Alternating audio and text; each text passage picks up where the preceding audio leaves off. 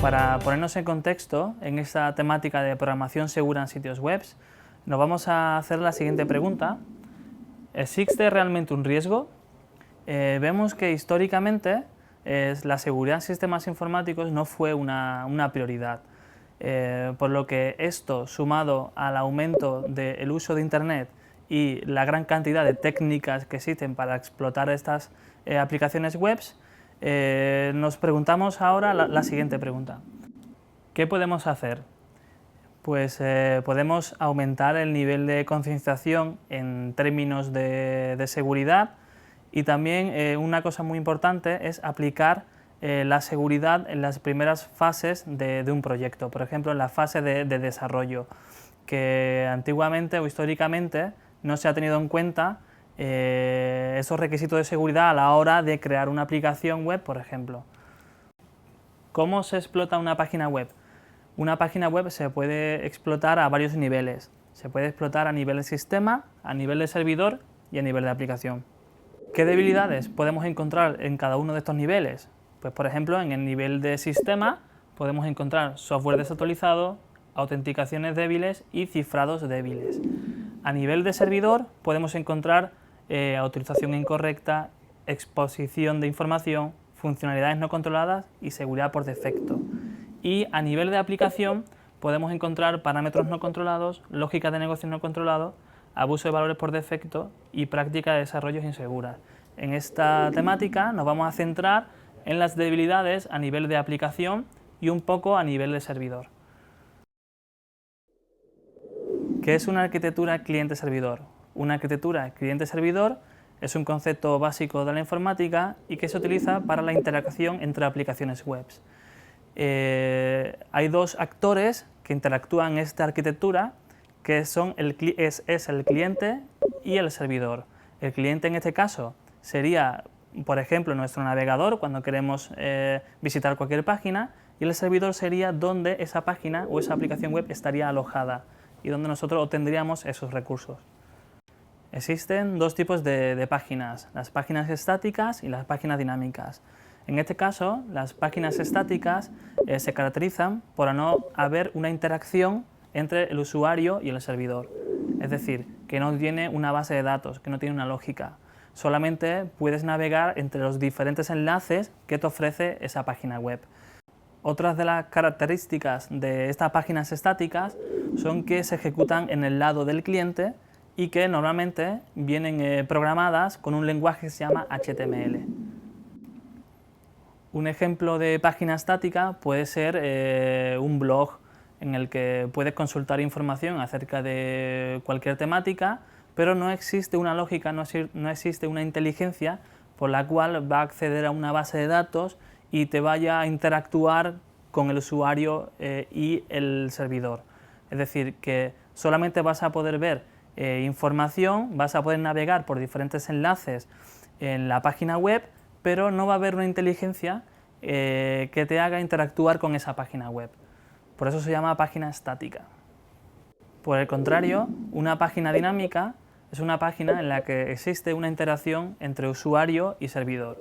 Es decir, existe una inteligencia por la cual se accede a una base de datos y interactúa en el navegador del cliente para que te muestre una información distinta cada vez que tú quieras. Estas páginas dinámicas se suelen programar en distintos lenguajes, como por ejemplo PHP, Java o Microsoft.NET, en la cual se puede programar distintas funcionalidades a la hora de acceder a una base de datos y mostrar la información que se quiera en ese momento. En este curso vamos a ver, en concreto, vamos a ver el lenguaje PHP. ¿Qué es el direccionamiento? El direccionamiento es la capacidad de transmitir un mensaje por una red conmutada. El direccionamiento se puede enrutar a varios niveles, a nivel de enlace, a nivel de red y a nivel de transporte. Es decir, a nivel de MAC, a nivel de IP y a nivel de puerto.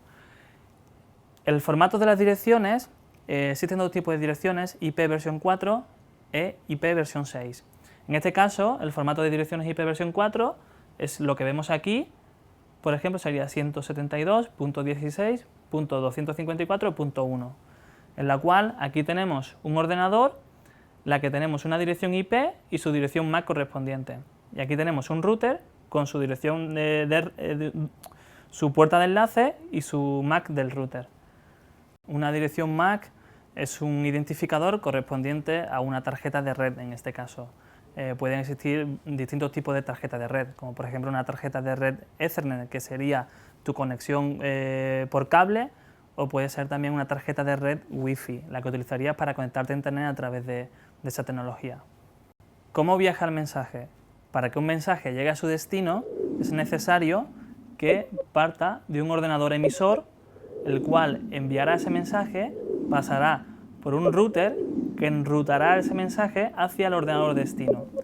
Para ello es necesario establecer una conexión y se debe saber la IP destino y el puerto destino, el cual ese mensaje va a ir dirigido. ¿Qué es el protocolo HTTP y cómo funciona? Pues el protocolo HTTP es un protocolo de petición y respuesta que se utiliza para la comunicación entre el usuario y el servidor. Es decir, cuando tú quieres navegar por una web, tú vas a escribir una URL, por lo tanto, eso va a hacer una petición al servidor, el cual va a recopilar, lo va a procesar y te va a devolver el contenido de esa página que tú quieres ver. Una de las características de este protocolo HTTP es que no posee estado. ¿Qué significa que el protocolo HTTP no posee estado? Significa que no guarda ningún tipo de información entre una petición y otra. Estas sesiones se suelen utilizar para guardar información como por ejemplo tu usuario autenticado. Cuando te autenticas usuario y contraseña y quieres que la información de tu perfil se vea actualizada en todas las páginas de esa web, pues va a obtener esa información en esa sesión y te va a ir recordando en futuras peticiones HTTP, te recuerda esa información de tu autenticación, por ejemplo. ¿Qué aspecto tiene una petición HTTP? Pues existen dos tipos de peticiones HTTP, la llamada GET y la petición POST. ¿Cuál es la diferencia entre ellas? La petición GET, los parámetros que se introducen en la web se muestran en la misma URL y, por el contrario, utilizando la petición POST, esos parámetros se van a transmitir de manera oculta. En cuanto a la respuesta del servidor, obtenemos que es de esta pinta, en la cual nos va a devolver el código fuente de esa aplicación web que nosotros lo vamos a ejecutar en la parte del cliente, en la parte de nuestro navegador web. Para ver el aspecto que tiene una petición HTTP, vamos a hacer una práctica y vamos a utilizar un programa que se llama Burp Suite. Esa herramienta Burp Suite va a actuar como proxy local y va a parar esa petición que le va a llegar desde nuestro navegador. Vamos a ver qué aspecto va a tener y luego vamos a enviar esa petición a la parte del servidor. Por lo tanto, para arrancar esta herramienta Burp Suite, vamos a abrir un terminal de comandos, escribimos Burp Suite y damos a Enter. Se arrancará esa herramienta.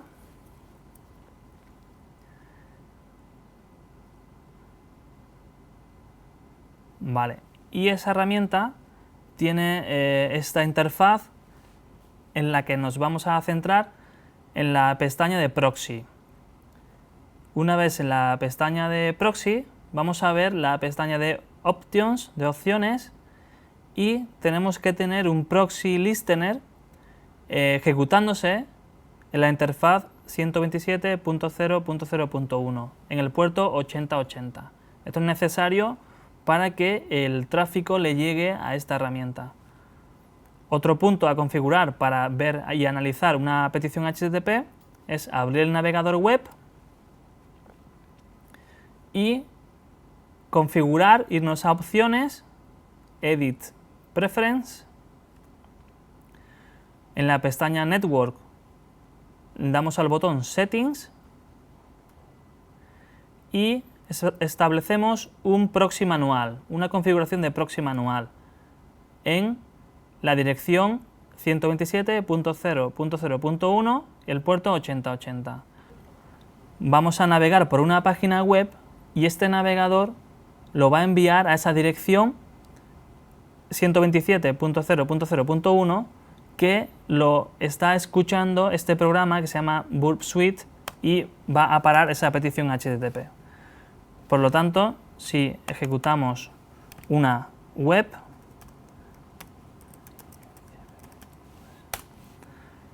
podemos observar que no se carga esa página web porque esa petición HTTP al servidor la está parando esta herramienta, Burp, en la parte de Intercept.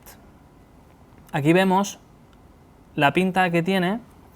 Este es una petición GET HTTP 1.1 al host incibe.es.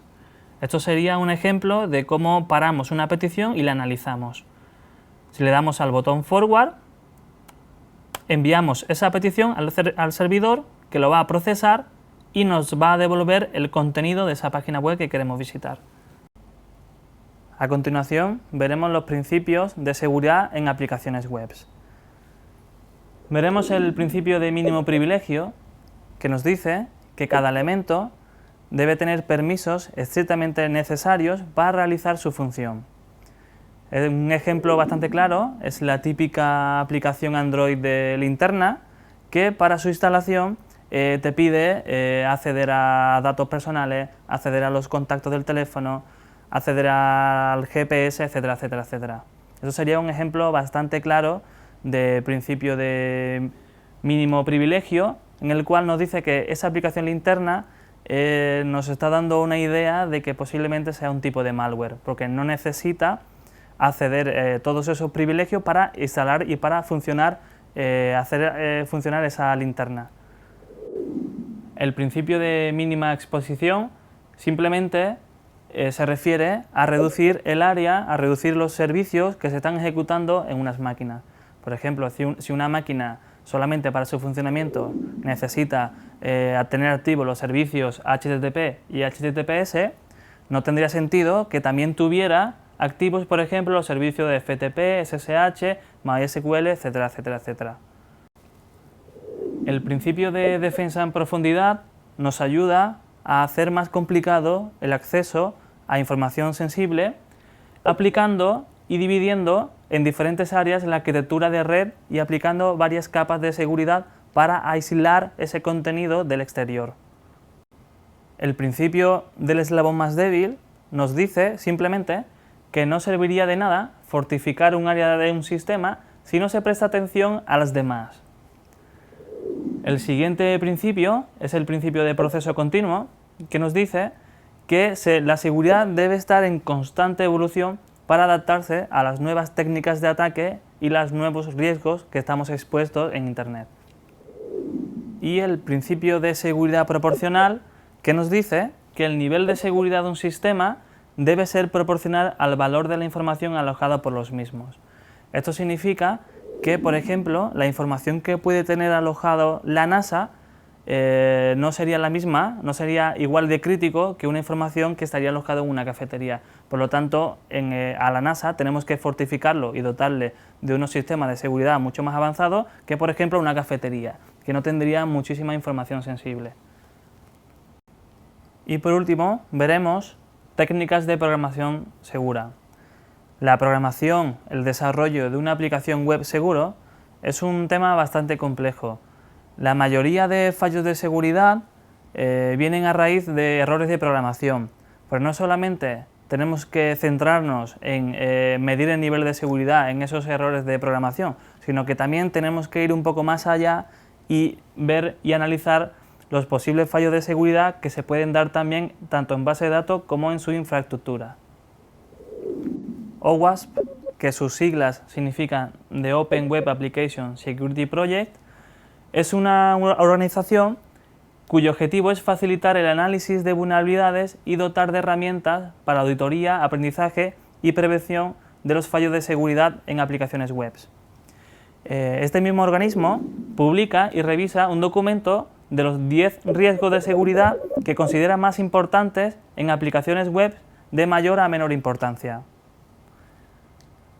Aquí tenemos el top 10 de vulnerabilidades web en el año 2013 en la que la vulnerabilidad más frecuente, más común en aplicaciones web tenemos que es inyección. Por ejemplo, inyección SQL, SQL injection.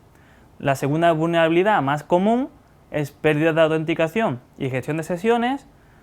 Continuamos con secuencia de comandos en sitios cruzados, XSS, cross-site scripting, referencia directa insegura a objetos, configuración de seguridad incorrecta, exposición de datos sensibles, ausencia de control de acceso a las funciones, falsificación de peticiones en sitios cruzados, cross-site request forgery, uso de componentes con vulnerabilidades conocidas y, por último, redirecciones y reenvíos no validados. A continuación, veremos las principales vulnerabilidades que existen en aplicaciones web y cómo se explotaría, cómo sería el proceso de explotación de esas vulnerabilidades web. Y finalmente, veremos cómo se mitigaría en código dichas vulnerabilidades. La primera de ellas, la más frecuente, es la inyección. En este caso, vamos a hacer una inyección mediante SQL. SQL es un lenguaje para acceder a una base de datos. Una inyección SQL básicamente consiste en aprovechar la mala validación en un formulario, en las entradas de ese formulario, para inyectar una sentencia SQL y obtener de esa manera información de la base de datos, concretamente en la base de datos de esa aplicación web vulnerable. Un ejemplo para saber si una aplicación web es vulnerable ante ataques SQL injection sería introducir en una input, en una entrada del formulario, una comilla simple y analizar el mensaje de error resultante que te devuelve esa página web.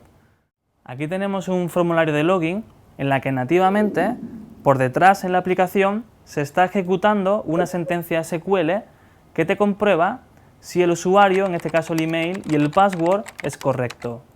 Así que tenemos aquí esta sentencia SQL que nos validaría la entrada a la aplicación web o no, en este caso. Para quien no conozca y no esté familiarizado con base de datos ni lenguaje SQL, esto sería un ejemplo de una tabla de clientes en la que se comprobaría, en este caso, el formulario de login, se comprobarían los datos y se volcarían con esa tabla comprobando si el usuario existe ya en la base de datos o no. A continuación, en la práctica que vamos a ver, utilizaremos una herramienta que se llama DVWA, que es una aplicación web vulnerable creada a propósito de manera didáctica para aprender y explotar todo este tipo de vulnerabilidades que existen, como SQL injection, cross-site scripting, file inclusion y otras. Para arrancar esta aplicación web vulnerable, tenemos que abrir una consola de comandos y escribir los siguientes comandos. El primer comando es service espacio apache 2 espacio start. Y luego otro comando es service espacio MySQL espacio start. Una vez que tengas esos servicios ejecutando en la máquina, abre un navegador web y escribe la siguiente URL: localhost/dvwa. En ese momento veréis una página de login de acceso a esa aplicación web. El usuario y contraseña por defecto es admin y contraseña password. Lo primero, antes de entrar en la práctica de SQL injection, tenemos que modificar el nivel de seguridad de esta aplicación web en el apartado de DVWA Security, en el menú izquierdo de la aplicación. Por defecto aparece el nivel de seguridad en alto y tenemos que configurarlo a nivel bajo. Damos al botón Submit y ya tendríamos nuestra aplicación web con un nivel de seguridad bajo para nosotros poder hacer todo tipo de prácticas. Luego accedemos al menú SQL Injection y observamos qué pinta tiene esta aplicación web. Aparece una entrada de formulario, un input con el título User ID, para que nosotros introdujéramos un número, un identificador. En este caso, si introduzco el número 2, Me devuelve la página web, nombre y apellidos. Si quiero saber si esta aplicación web, si este input es vulnerable a SQL Injection, hacemos la prueba de, en lugar de introducir un número, introducimos una comilla simple. Damos a Submit y vemos el error que aparece. Un error de sintaxis SQL. Una vez que tenemos este tipo de error, ya vamos sabiendo de que todo lo que escribamos en ese input lo va a procesar en SQL.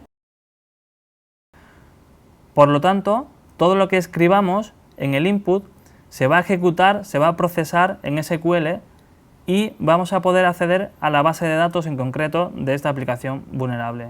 Una vez que tenemos sospecha de que esa aplicación web puede ser vulnerable mediante ataques SQL Injection, mediante el error que nos devolvió esa aplicación web, vamos a probar a escribir esta sentencia SQL en el input de ese formulario para que nos devuelva el nombre de la base de datos.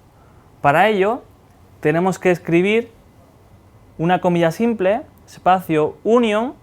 Este union sirve para concatenar dos sentencias SQL, la sentencia nativa y la nueva sentencia que queremos para obtener la base de datos. Hacemos un select 1, database, porque si recordáis, cuando metisteis un número en ese input, la aplicación web os devolvió dos campos, nombre y apellidos. Por lo tanto, tenemos que cuadrar esos dos campos con dos campos para que el número de columnas coincidan. Ponemos un 1, pero que podemos poner aquí cualquier número, coma y función database. Esta función database te va a devolver el nombre de la base de datos en concreto. Y luego terminamos con from information-schema.tables y cerramos con una almohadilla para cerrar el flujo de esa sentencia y que no se ejecute lo que venga detrás de este comando. Una vez que ya hemos obtenido el nombre de la base de datos tras hacer esa inyección SQL, el siguiente paso sería intentar obtener el nombre de las tablas que contiene esa base de datos. Por lo tanto, vamos a escribir la siguiente inyección SQL, que sería comilla, union, sería para concatenar otra vez la sentencia SQL nativa del formulario con la nueva sentencia que nosotros vamos a querer para obtener esa información. 1, table name, el nombre de la tabla, ¿vale? Aquí recordar estos dos campos para que concuerde el número de columnas de la sentencia nativa con esta sentencia que vamos a obtener. Y luego cerramos con from information-schema.tables where table schema es igual a DVWA, que es el nombre de la base de datos que hemos obtenido en el paso anterior. Y ya por último, una vez que sabemos el nombre de la base de datos y el nombre de las tablas que contiene esa base de datos, nos vamos a quedar con la tabla que se llama users, porque esa tabla puede contener información sensible que nos podría interesar. Por último, nos interesaría saber las columnas de esa tabla users para obtener toda la información completa de la base de datos. Para ello, escribimos la siguiente inyección SQL poniendo comilla simple, union select 1, en lugar de table name ponemos ahora column name porque queremos saber el número de columnas, from information-schema.columns where table schema es igual a DVWA, que es que el nombre de la base de datos sea DVWA, y el nombre de la tabla, table name, es users. Una vez en este paso ya sabemos el nombre de la base de datos, nombre de las tablas y el nombre de las columnas de la tabla users. Como ya sabemos el nombre de la base de datos y las tablas que contiene esa base de datos, hemos obtenido el número de columnas y las columnas que tiene esa tabla users que vamos a utilizar, que vamos a analizar. En este caso, las columnas más interesantes serían la columna de user y la de password. Para ello, para obtener y sacar toda la información de usuarios y contraseñas de esta aplicación web vulnerable, vamos a introducir la siguiente inyección SQL para que nos muestre por pantalla todos esos usuarios y password de esta aplicación web.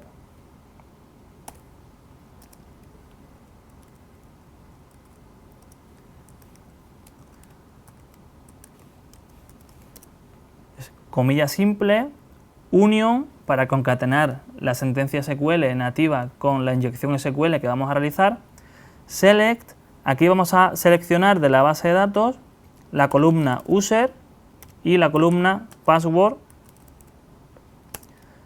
from de la tabla que ya sabemos que se llama users, y cerramos el flujo con la almohadilla. Si le damos al botón submit, obtenemos todos los usuarios y contraseñas que tiene en este caso la base de datos de esta aplicación web vulnerable. Una de las vías para evitar y mitigar este tipo de vulnerabilidades es validar y filtrar las cadenas de entrada que el usuario introduce en esos formularios. Además de eso, se debe no dar información en los mensajes de error que la aplicación web te devuelve. A continuación, vamos a hacer y vamos a ver de manera práctica el código PHP del formulario vulnerable a SQL Injection y lo vamos a comparar con ese mismo código PHP una vez mitigado, una vez solucionado esta vulnerabilidad.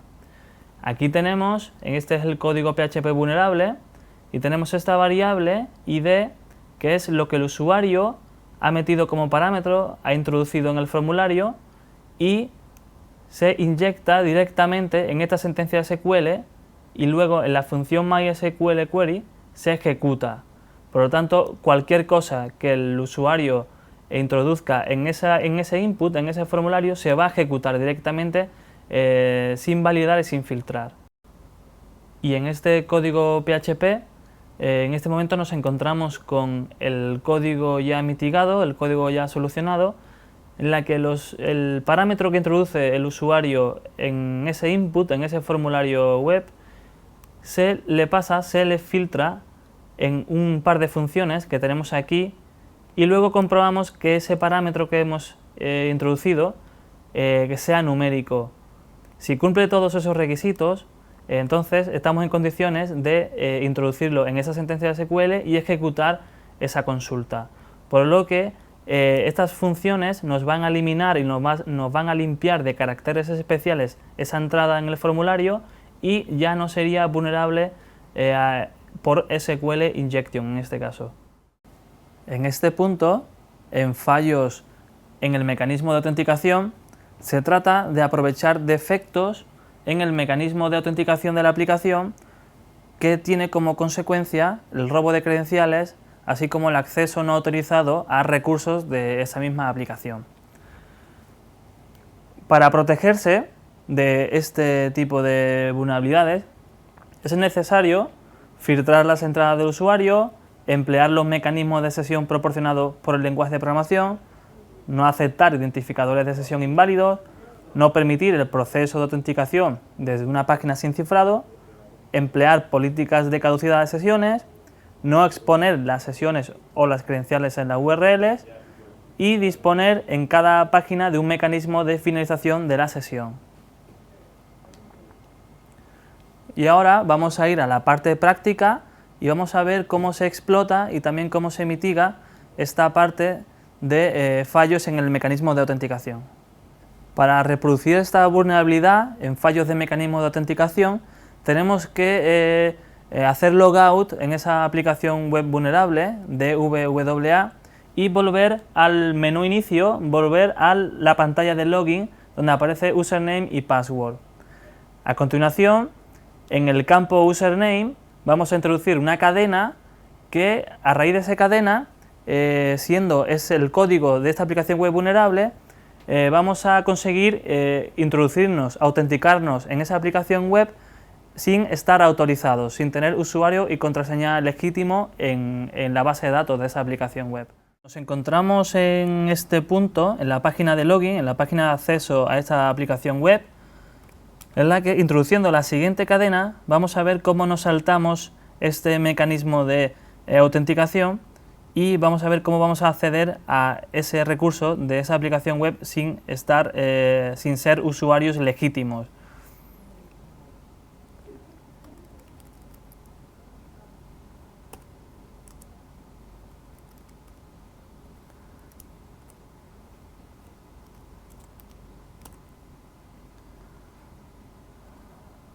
Para que funcione esta cadena que estamos introduciendo, no olvidaros de que después del guión del final de la cadena tenéis que introducir un espacio. Hacemos login y vemos cómo hemos accedido a la aplicación web sin tener un usuario y password legítimo de la misma aplicación. En este ejemplo, igual que hicimos y igual que vimos en la parte práctica de la inyección SQL, vamos a ver el código PHP de este formulario login vulnerable y luego lo vamos a comparar con la versión del código PHP mitigado, ya solucionado esa vulnerabilidad. Como vemos, este código es vulnerable porque el usuario y contraseña que le pasamos en ese formulario de login, ese mecanismo de autenticación, se inyecta directamente en la sentencia SQL y se ejecuta esa consulta. Por lo tanto, cualquier carácter y cualquier cosa que metamos en ese campo de usuario y contraseña lo va a ejecutar directamente y lo va a volcar contra la base de datos. Y por el contrario, aquí tenemos el código PHP mitigado, en el cual las cadenas que el usuario introduzca en el formulario de login, tanto username como password, se van a filtrar con estas funciones y van a hacer que esa vulnerabilidad por fallo de mecanismo de autenticación no se pueda reproducir. Otro tipo de vulnerabilidad es la llamada File Inclusion. Es una vulnerabilidad que permite la inclusión de ficheros de manera no autorizada en una aplicación web. Es consecuencia de un fallo en la programación de la aplicación en la cual no se realiza un correcto filtrado de los parámetros. Existen dos variantes, Local File Inclusion y Remote File Inclusion. En el caso de Local File Inclusion, significa que un atacante podría acceder a cualquier zona del sistema siendo capaz de descargar ficheros sensibles y de configuración. Aquí vemos un ejemplo, como en el parámetro page podemos navegar por la ruta de directorios interna de la página web, de la aplicación web en este caso. Y en el caso de Remote File Inclusion, significa que un atacante podría incluir scripts maliciosos alojados en otro servidor. Como veis aquí en el ejemplo, a través del parámetro page podemos introducir una URL en la cual estamos insertando un script dentro del servidor de esa aplicación web. Para hacer la práctica y ver el funcionamiento de esta vulnerabilidad File Inclusion, vamos a acceder al menú de la aplicación web vulnerable que se llama File Inclusion, en el menú izquierdo de la aplicación web. Y observamos la URL que aparece en el navegador y que tenemos otra vez el parámetro page igual y include.php. Vemos que en ese parámetro se está mostrando una página que se llama include.php. Y vamos a ver cómo se explota de manera práctica esta vulnerabilidad a través del parámetro page. Para reproducir esta vulnerabilidad Local File Inclusion, vamos a introducir en el parámetro page de la URL la siguiente cadena para navegar dentro de la estructura del directorio de la aplicación web. Introducimos la siguiente cadena.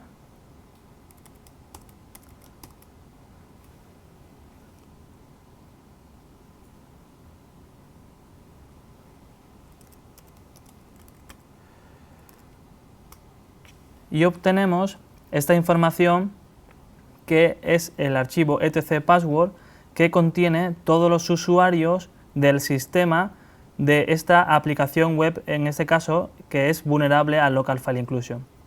De esta manera así se reproduce y se explota esta vulnerabilidad.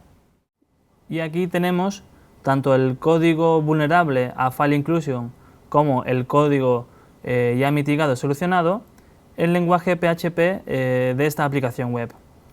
En el primer caso vemos que obtenemos un parámetro get de la página que queremos navegar, que en este caso es include.php, que este sería el código vulnerable, y para solucionarlo, para mitigarlo, tenemos que hacer una comprobación para que exactamente se ejecute y navegue ese archivo include.php y no se pueda introducir una cadena para navegar dentro de la estructura de los directorios de esta aplicación web en cuestión. ¿En qué consiste la vulnerabilidad cross-site scripting? Cross-site scripting trata de aprovecharse de que los datos de entrada no son validados correctamente en un formulario y son interpretados como fragmentos de código potencialmente maliciosos. En la práctica vamos a ver dos tipos de esta vulnerabilidad cross-site scripting. La primera de ellas se llama reflejado y la segunda se llama almacenado. A través de esa vulnerabilidad, un atacante podría realizar el secuestro de sesiones de usuario, realizar formularios falsos, etc. Para protegerse contra este tipo de vulnerabilidades, es necesario validar las entradas de usuario. En este caso vamos a realizar la práctica del tipo cross-site scripting reflejado. Su principal característica es que este tipo de vulnerabilidades se van a ejecutar en el navegador de la víctima. Va a ser una ejecución, digamos, en tiempo real, que lo va a tener que procesar esa aplicación web y lo va a tener que ejecutar ese usuario en su navegador. Por lo tanto, accedemos al menú XSS Reflected, en el menú de la aplicación web vulnerable, y vamos a introducir en ese input que aparece, de título que pone What's Your Name, vais a introducir vuestro nombre y vais a dar el botón Submit a ver qué aparece. Como veis, esa página ha procesado esa entrada, esa cadena que has puesto en ese input y te lo ha mostrado por pantalla. Eso nos quiere decir que la entrada, la cadena que nosotros introducimos por parámetro está siendo procesada por la aplicación web. Por lo tanto, vamos a probar inyectando código HTML y código JavaScript para ver si se va a ejecutar, y en el caso de que se ejecute ese código script que vamos a realizar y HTML, vamos a finalizar y a comprobar de que esa página es vulnerable a cross-site scripting reflejado. En esta práctica vamos a hacer el apartado de XSS Reflected y vamos a introducir un nombre en este campo para ver qué ocurre y cómo lo procesa esta aplicación web. Introducimos, por ejemplo, la palabra INCIBE y vemos que aparece Hello INCIBE. La cadena que has introducido por parámetro lo ha procesado y te lo ha mostrado por pantalla. Por lo tanto, vamos a hacer ahora una prueba, inyectamos código HTML para ver si ese código HTML también lo procesa este campo, este formulario. Introducimos, por ejemplo, la etiqueta H1, que sirve para formatear un texto y ponerlo en modo título. Y vemos que nos ha formateado ese texto y ha procesado esa etiqueta HTML, por lo tanto estamos viendo que este formulario es vulnerable a cross-site scripting reflejado. Vamos un paso más allá y vamos a probar, en lugar de HTML, vamos a probar con el lenguaje JavaScript. Vamos a escribir la etiqueta script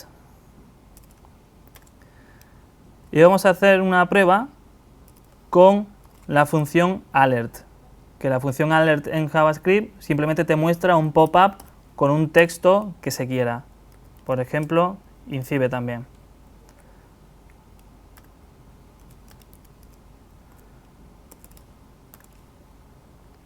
Ejecutamos y vemos que se ha generado ese pop-up con ese texto que hemos introducido en la función. Y un paso más allá, vemos como por último vamos a ver la información de una cookie de sesión de esta aplicación web.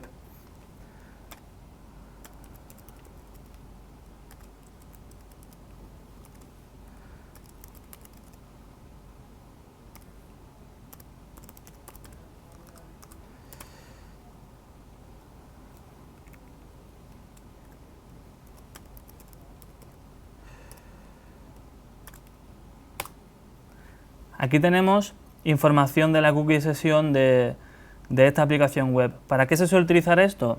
Para hacer robo de sesiones y poderte conectar remotamente con la sesión de otro usuario en esta misma aplicación web. Por lo tanto, hemos comprobado que esta aplicación web es vulnerable a cross-site scripting reflejado. Se ejecuta en el mismo navegador de la víctima. Este es el otro tipo de cross-site scripting, en este caso es el almacenado, y la gran diferencia que existe con el reflejado es que si bien en el cross-site scripting reflejado el código malicioso se ejecuta en el navegador en cliente de la víctima, en este caso, en el almacenado, ese código malicioso, ese script, se va a ejecutar y se va a insertar dentro del servidor de la aplicación web.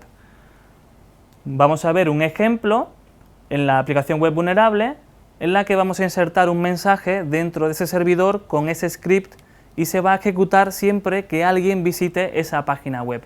No necesariamente tiene que ejecutarse en el navegador de la víctima, digamos de manera online, de manera directa, sino que va a permanecer permanente en ese servidor y se va a visualizar cada vez que cualquier persona en cualquier parte del mundo visite esa página.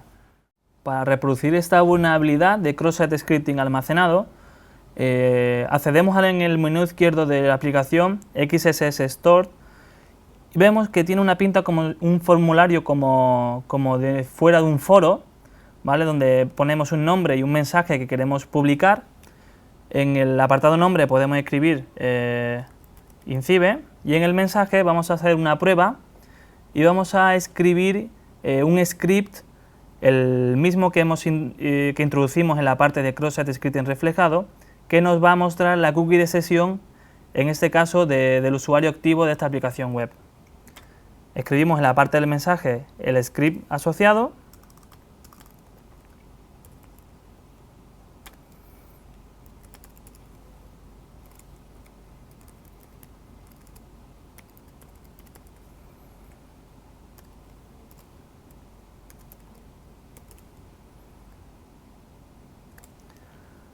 y le damos al botón para postear, como si fuera un foro. Como veis, se ha ejecutado el script que te muestra la cookie de sesión, en este caso de la aplicación web, del usuario en cuestión. Por lo tanto, se ha ejecutado en el navegador, pero si cambiamos de menú, vamos a un menú cualquier otro y volvemos a visitar la página XSS Store, cross-site scripting almacenado, vemos que se va a ejecutar otra vez, que el mensaje es persistente en la parte del servidor. Una vez más, al igual que en el caso de la SQL Injection, de esa vulnerabilidad, una de las vías para evitar este tipo de vulnerabilidades, de ataques, es validar y filtrar las cadenas introducidas por el usuario en ese input, en ese formulario en cuestión. Como vemos, aquí en esta cadena sería lo que realmente debería aceptar, como letras o números, y estos caracteres especiales no deberían aceptarse por la propia funcionalidad de la aplicación web. Por lo tanto, le aplicamos unas funciones para filtrar y validar estos caracteres para que los limpien y que no se pueda ejecutar código script en ese input de la aplicación web. También, adicionalmente a esto, se debe adoptar medidas como establecer flags seguros en las cookies de sesión, etc. En este ejemplo tenemos tanto el código vulnerable como el código PHP ya mitigado de esta vulnerabilidad de cross-site scripting reflejado.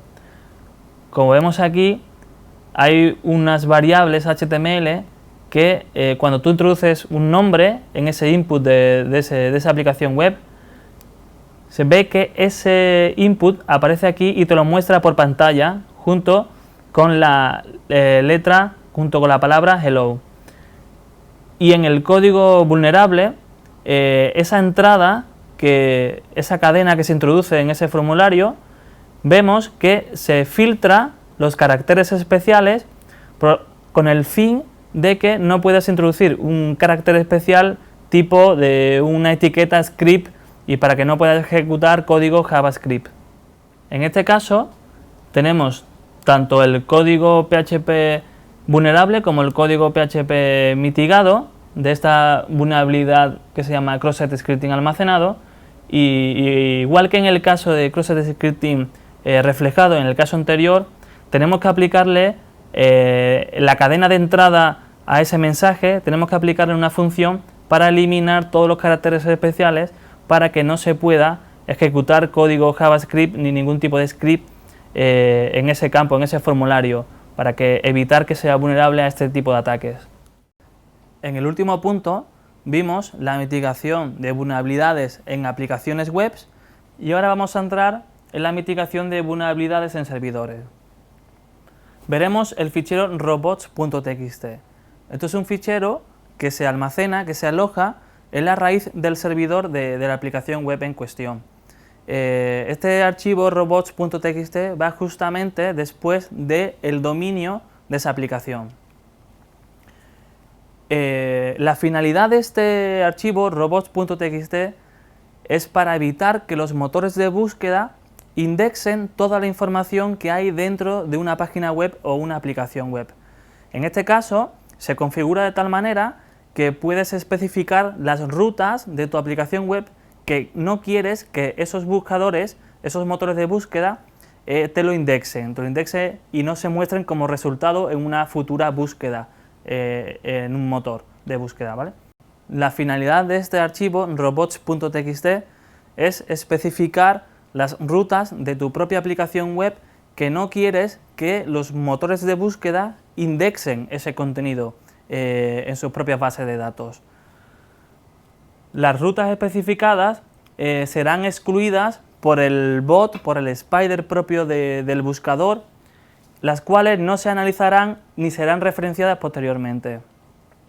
Este tipo de archivos es un arma a doble filo porque por una parte puede asegurarte que no va a haber información de tu aplicación web comprometida que se indexe en los motores de búsqueda, pero por otra parte estás mostrando información y rutas donde posiblemente tengas información sensible en tu propia aplicación web. Por lo tanto, se puede utilizar para proteger tu información, pero al mismo tiempo un posible atacante puede saber en qué ruta de tu aplicación web estás ocultando información o puedes tener información sensible.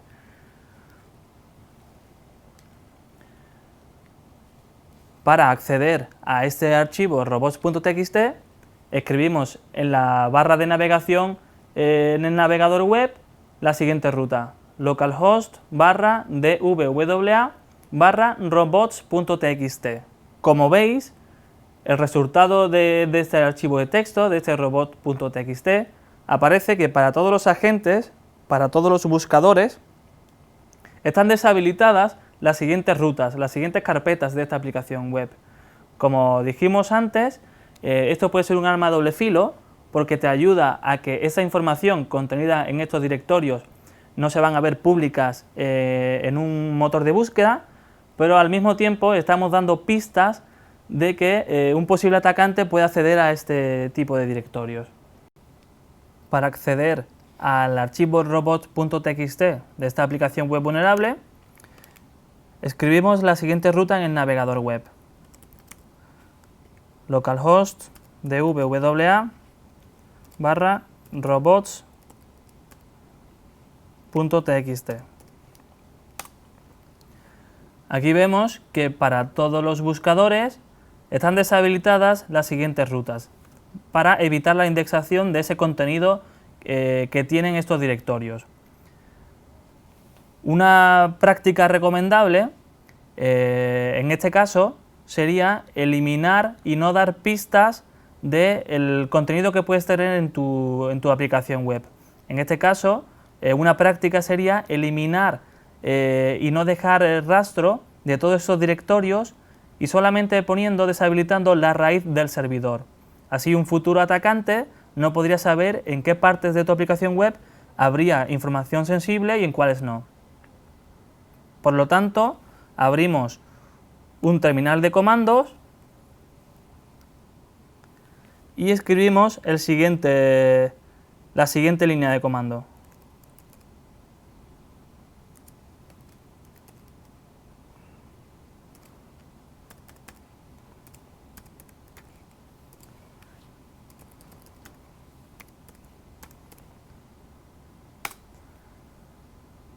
al ser un archivo de texto, podemos modificarlo como nosotros queramos, y lo que vamos a hacer, vamos a modificar este contenido y vamos a dejar simplemente disallow la barra, la raíz del servidor.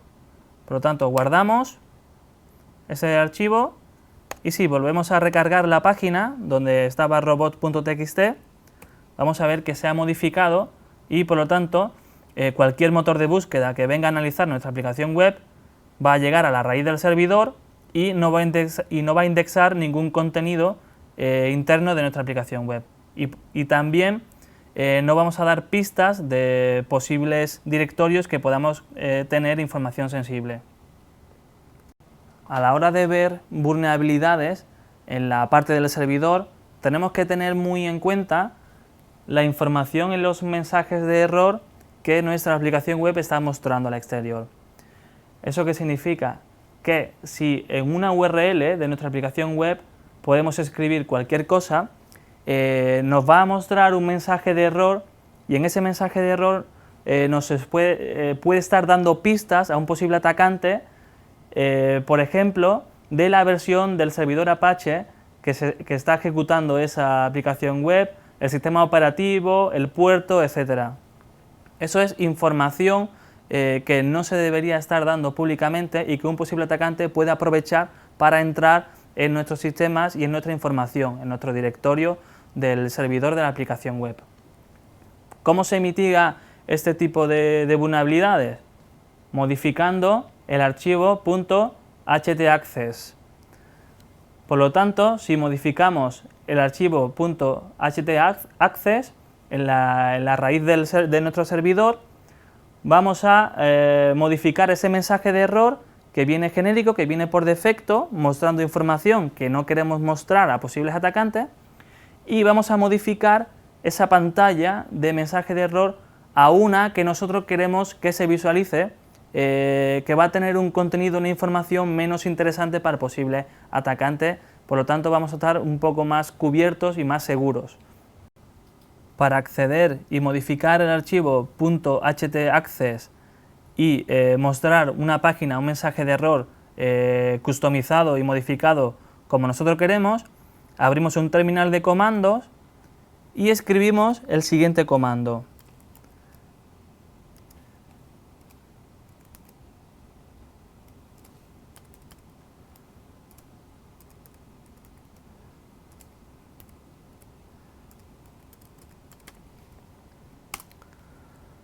Como vemos, es un archivo de texto y que si nosotros navegamos por la estructura y ponemos una dirección URL errónea de nuestra aplicación web, nos va a mostrar un mensaje de error con información que pueda aprovecharse por un posible atacante. Para mitigar este tipo de riesgo, vamos a escribir las siguientes líneas y customizar y modificar el mensaje en caso de error que se va a mostrar por pantalla. Escribimos las siguientes líneas.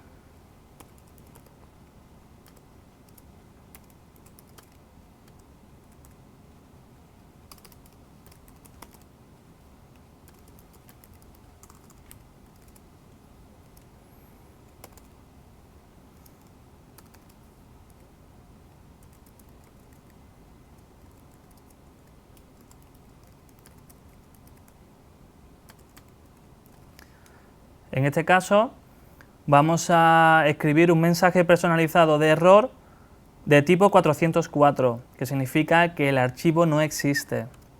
En este caso, vamos a tratar el mensaje de error 404 y lo vamos a personalizar que en el caso de que alguien introduzca una URL errónea, el mensaje de error que le va a salir va a ser el siguiente: la ruta que buscas no existe, en lugar de devolverle la versión del servidor Apache y otro tipo de información que no queremos que se muestre.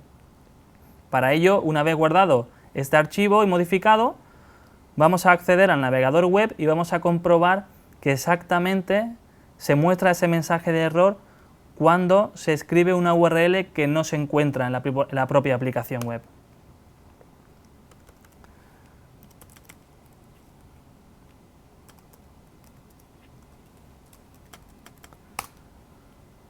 Como veis, ya no muestra la versión del servidor Apache, no muestra el sistema operativo, no muestra la información de puerto, etcétera, etcétera. Por lo tanto, se muestra este mensaje evitando información jugosa que un posible atacante podría utilizar en nuestra contra.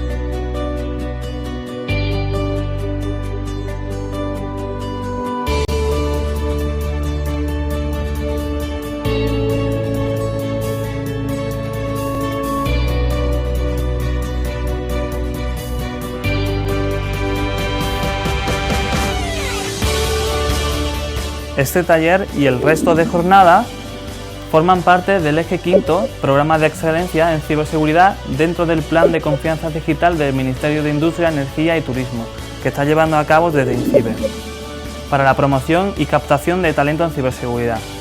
Si te gusta la ciberseguridad y quieres profundizar en este tema, desde el Plan de Confianza Digital se están desarrollando las siguientes actividades, como por ejemplo formación especializada en ciberseguridad. Son cursos MOOC, son cursos online que se desarrollan a través de una plataforma de formación de INCIBE, que es la dirección formación-online.incibe.es.